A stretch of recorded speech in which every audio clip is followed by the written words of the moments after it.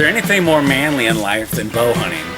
Think about it. It takes place outdoors. It tests our skills. And it literally involves gathering food for the family. Plus, we get to wear camo, which is always a bonus. Hey guys, Robbie Sondag here with a little manly advice for living an authentic life. Did you know that the Bible talks a lot about arrows? Psalm 127:4 says, "Like arrows in the hands of a warrior are children born in one's youth. Blessed is the man whose quiver is full of them." And you might be wondering, well, what does that mean? Well, this verse speaks directly to you dads. If you've got kids, you're like a warrior whose job is to craft your kids into arrows to be used by God.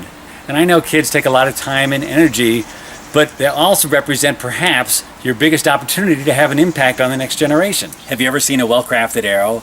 The shaft is straight, the feather's perfect, the nock is intact, and the point is sharp and ready for action.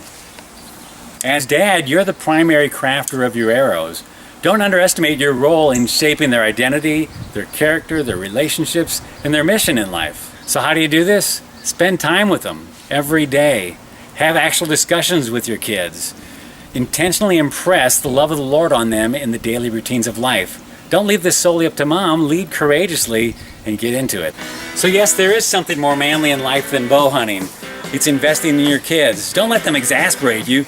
Get into their world today. Just like arrows, the time is coming when you have to release them. Oh! Sorry. It's also important to point them in the right direction. So guys, be glad for the privilege and the responsibility you have for setting a course that will help them hit the mark.